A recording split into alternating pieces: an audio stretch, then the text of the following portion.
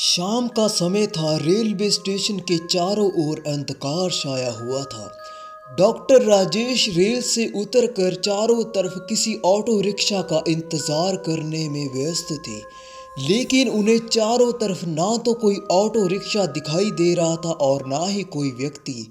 इस बात से डॉक्टर राजेश पूरी तरह से परेशान हो जाते हैं। डॉक्टर राजेश का ट्रांसफर शहर से एक गांव में हुआ था, जिस गांव का नाम था राजगढ़।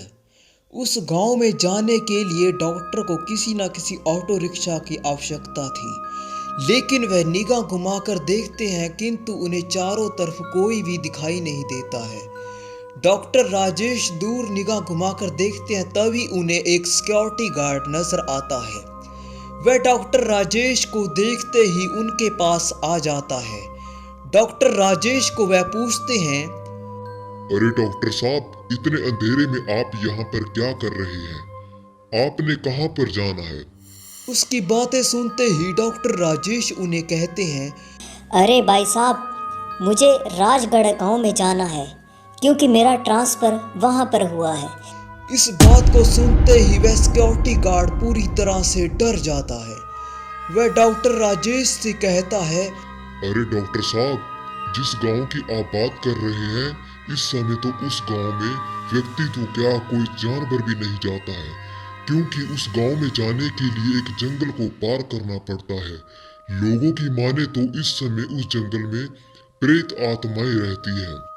उसकी बात सुनते ही डॉक्टर साहब जोर जोर से हंसने लग जाते हैं और वहां से अकेले ही निकल जाते हैं। बाहर जाते ही डॉक्टर साहब देखते हैं कि वह एक सड़क पर आ जाते हैं। वहां पर दो बिजली के खंभे जल रहे होते हैं। उनकी लाइटों में सिर्फ डॉक्टर साहब को वह सड़क ही दिखाई दे रही होती। उन्हें ऐसा महसूस होता है कि उनके पीछे कोई खड़ा है, और जब वह पीछे नजर घुमाकर देखते हैं तब एक व्यक्ति उनके पीछे खड़ा होता है। और फिर वह व्यक्ति डॉक्टर साहब से पूछता है, अरे डॉक्टर साहब, आप इस समय यहाँ पर क्या कर रहे हैं? लगता है आप इस गांव में नए आए हैं। आप नहीं जानते इस समय इस स्थान पर घूमना अच्छा नहीं है। यहाँ पर इस समय भूत और आत्माएं घूमती हैं। डॉक्टर साहब वहां से अकेले ही निकलने लग जाते हैं। वह मन ही मन सोचते हैं कि यहाँ के लोग कितने अंधविश्वासी हैं। डॉक्टर साहब वहां से निकलते ही सीधा उस जंगल में पहुंच जाते हैं, जिस जंगल की बात वह सिक्योरिटी गार्ड और वह गांव वाला व्यक्ति कर रहा था। डॉक्टर साहब उस जंगल में जाते हैं, तभी उन्हें वहां पर अजीब सी आवाजें सुनाई देती हैं। जिन आवाजों को सुनते ही डॉक्टर साहब चिंतित हो जाते हैं। फिर उन्हें ऐसा महसूस होता है कि जैसे मानो उनके पीछे कोई ना कोई खड़ा है। तभी डॉक्टर साहब पीछे नजर घुमाकर देखते हैं, तब उनके पीछे एक बच्चा खड़ा होता है, जिसकी आंखें पूरी तरह से काली होती हैं और वह अजीब तरह से उसका चेहरा दिखाई दे रहा था। डॉक्टर साहब जब पलट कर देखते हैं तब उनके पीछे कोई भी नहीं होता है। तभी डॉक्टर साहब को वहां पर अजीब सा महसूस होता है और वह वहां से निकलने लग जाते हैं।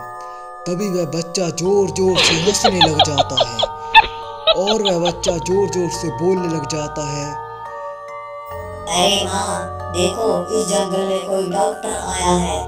तभी उसकी बातें सुनते ही वहां पर एक चुड़ैल प्रकट हो जाती है। वह चुड़ैल जोर जोर से हंसने लग जाती है और वह कहती है, अरे कोई डॉक्टर आया है तो उसका हम अच्छे से स्वागत करेंगे। फिर वह जोर जोर से नाचने लग जाती है। डॉक्टर आया है, डॉक्टर आया है। इसके बाद डॉक्टर आगे जाता है, तब वह देखता है कि एक वीरान स्थान पर पहुंच चुका था, जहां पर उसे अजीब सा ही महसूस हो रहा था। तभी डॉक्टर के सामने वही बच्चा प्रकट हो जाता है, जिस बच्चे को देखकर डॉक्टर डर जाता है और वह कहने लग जाता है, अरे ये तो वही बच्चा है जो पहले मुझे दिखाई दिया था। तभी डॉक्टर के सामने वही चुड़ैल प्रकट हो जाती है और वह चुड़ैल जोर जोर से हंसने लग जाती है। डॉक्टर उस समय पूरी तरह से डर जाता है, उसका पूरा शरीर ठंडा पड़ जाता है और वह चुड़ैल फिर से जोर जोर से नाचने लग जाती है। उन दोनों की बातें सुनते ही डॉक्टर पूरी तरह से डर जाता है और वहीं पर बेहोश होकर गिर जाता है।